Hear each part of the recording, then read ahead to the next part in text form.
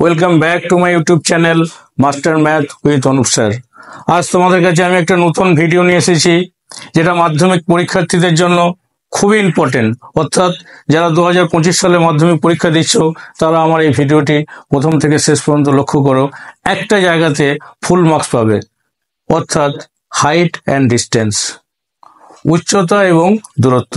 Maximum student তারা এই চ্যাপ্টারটা ছেড়ে দেয়, তারা ভাবে যে তারা এই চ্যাপ্টারটা থেকে কোনো প্রশ্নের উত্তর করতে পারবে না। আমি তোমাদের চ্যালেঞ্জ দিয়ে বলছি, এই চ্যাপ্টারটা থেকে যে ধরনের প্রশ্ন আসুক না কেন, তোমরা উত্তর করে আসতে পারবে। শুধু আমার ভিডিওটা লক্ষ্য করো। আমি এর আগে অনেক ভিডিও তোমাদেরকে দিয়েছি, প্রতিশ্রুতি দিয়েছি, চ্যালেঞ্জ ছুড়ে দিয়েছি যে তোমরা প্রত্যেকটা অঙ্ক ভালো করে বুঝতে পারবে। আমি এই ভিডিওটাতেও তোমাদের চ্যালেঞ্জ ছুড়ে বলছি, তোমরা মাধ্যমিকে যে 5 নম্বর অঙ্ক থাকে হাইট অ্যান্ড ডিস্টেন্স, সেই 5-এ 5 তোমরা পাবে, অবশ্যই পাবে। যারা ভাবছো যে ফেল করবে অঙ্কে, তারা একদম ফেল করবে না। ফেল করাটাই তোমাদের কাছে একটা কষ্টদায়ক হয়ে যাবে। তোমরা শুধু আমার কথাগুলো লক্ষ্য করো। তোমরা জানো আমি যা চ্যালেঞ্জ দিই, যা প্রতিশ্রুতি দিই, সেটা অবশ্যই অবশ্যই আমি মেনে চলি। আমি বেশি সময় নষ্ট করব না। চলো, হাইট অ্যান্ড ডিস্টেন্স কিভাবে অঙ্কগুলো করবে এবং মাধ্যমিকে কিভাবে আসে এবং এবছরে কি ধরনের প্রশ্ন আসবে, তার পুঙ্খানুপুঙ্খভাবে আমি তোমাদের পুরো বিশ্লেষণ করে দেবো। তোমরা ভিডিওটা প্রথম থেকে শেষ পর্যন্ত লক্ষ্য করো। চলো শুরু করি। আচ্ছা, হাইট অ্যান্ড ডিস্টেন্সের অঙ্ক করতে গেলে তোমাদের কয়েকটা বেসিক জিনিস তোমাদের জানতে হবে। অর্থাৎ অনুভূমিক রেখা কাকে বলবো? ও একটা বিন্দু, ও বিন্দু থেকে ভূমির সঙ্গে সমান্তরালভাবে যে রেখা টানা যায় তাকে বলা হয় অনুভূমিক রেখা। এই রেখাটাকে বলা হয় অনুভূমিক রেখা। অনুভূমিক রেখা। অনুভূমিক রেখা থেকে কোনো একটি বিন্দু পি বিন্দুতে যদি পর্যবেক্ষণ করা যায়, তাহলে ও থেকে পি বিন্দু বরাবর যে রেখাটা টানা যায় তাকে বলা হয় পর্যবেক্ষণ রেখা। পর্যবেক্ষণ রেখা। তাহলে দুটো জিনিস শেখা গেল, অনুভূমিক রেখা, পর্যবেক্ষণ রেখা। এরপরে আসছি উলম্ব রেখা। উলম্ব রেখা কি না, অনুভূমিক রেখার সঙ্গে 90 ডিগ্রি কোণ করে যে রেখা টানা যায় তাকে আমরা বলবো উলম্ব রেখা। এই রেখাটা হচ্ছে উলম্ব রেখা। তিনটে রেখা সম্পর্কে ধারণা হয়ে গেল, অনুভূমিক রেখা, পর্যবেক্ষণ রেখা আর উলম্ব রেখা।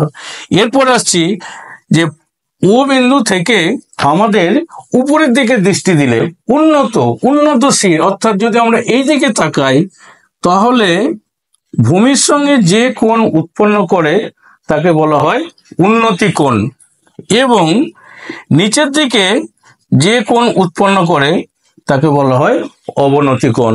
তাহলে এই কোণটা হচ্ছে উন্নতি কোণ, উন্নতি কোণ, আর এই কোণটাকে বলা হয় অবনতি কোণ। ক্লিয়ার হয়ে গেল? অনুভূমিক রেখা, পর্যবেক্ষণ রেখা, উলম্ব রেখা, উন্নতি কোণ, অবনতি কোণ। উন্নতশীল, উপরের দিকে উন্নতি কোণ, নিচের দিকে অবনতি কোণ। এই কনসেপ্টটা দরকার।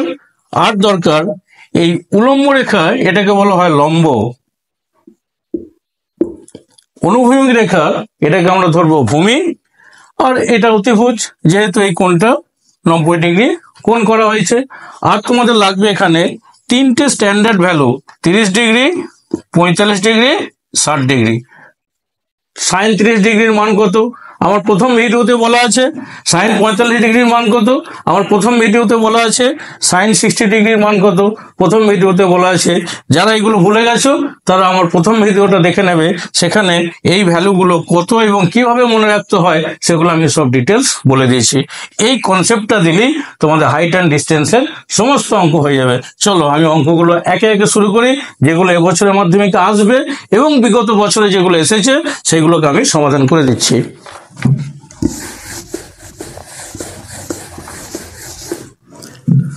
আমার প্রথম অঙ্ক, কোশ্চেন নাম্বার 1, একটি স্তম্ভের ছায়ার দৈর্ঘ্য, একটি স্তম্ভের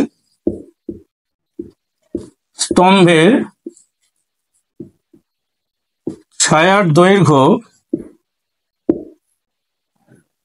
এবং স্তম্ভের উচ্চতার অনুপাত এবং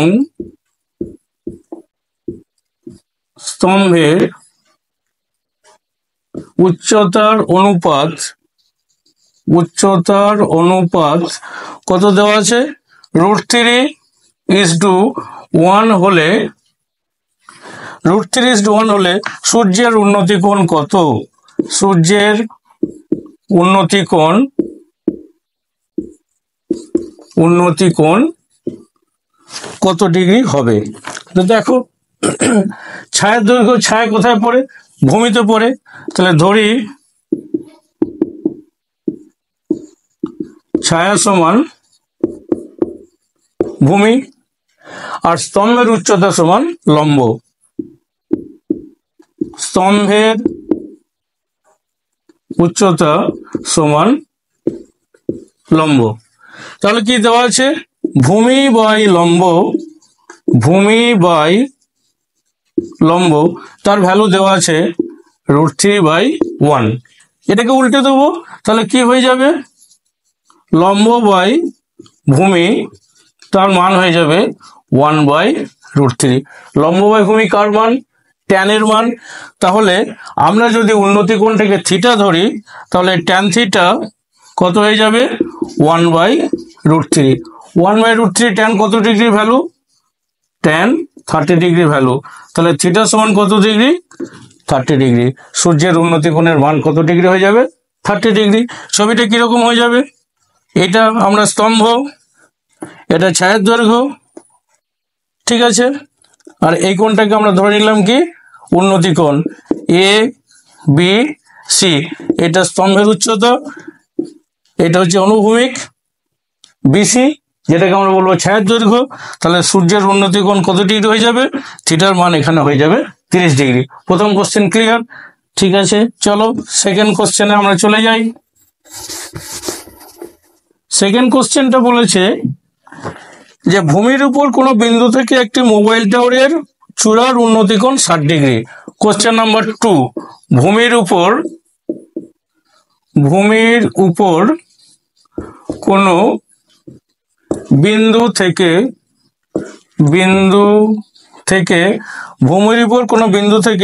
একটি মোবাইল টাওয়ারের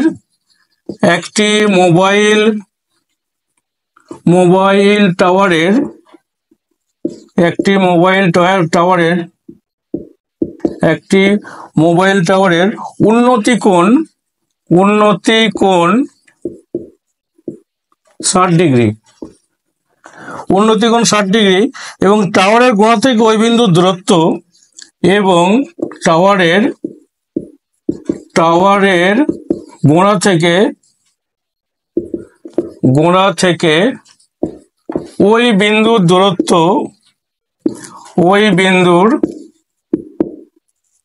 দূরত্ব 10 মিটার। 10 মিটার হলে টাওয়ারের উচ্চতা কত? টাওয়ারের উচ্চতা কত? এখানে 4টে অপশন দিয়েছে। অপশন এ বলে দিয়েছে 10√3 মিটার। অপশন বি বলে দিয়েছে 10 মিটার। অপশন সি বলে দিয়েছে 100√3 মিটার। আর অপশন ডি বলে দিয়েছে 10/√3 মিটার। দেখো অঙ্কটা লেখা হলো। এইবার কত সহজে আমরা অ্যান্সার করতে পারবো। প্রথমে একটা ছবি এঁকে নেব।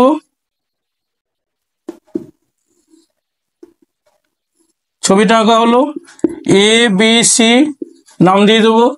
বলেছে সূর্যের উন্নতি কোণ মানে এই কোণটা, এর মান কত? 60 ডিগ্রি। টাওয়ারের গোড়া থেকে ওই বিন্দুর দূরত্ব, এটা 10 মিটার। তাহলে টাওয়ারের উচ্চতা কত? আমরা টাওয়ারের উচ্চতাটাকে এই ধরে নেব। তাহলে আমরা কি ফর্মুলা ফেলবো এখানে? AB/BC, লম্ব বাই ভূমি। লম্ব বাই ভূমি কার মান? ট্যানের মান। অর্থাৎ AB/BC = tan 60 ডিগ্রি। এবিটা আমরা জানি না, BC এর ভ্যালু 10, tan 60 এর ভ্যালু √3, তাহলে h ইকুয়াল টু কত? 10√3। এইচটা কি? এইচটা হচ্ছে টাওয়ারের উচ্চতা, তাহলে আনসারটা কত হবে? 10√3। কত সহজে আমরা আনসারটা করতে পারলাম।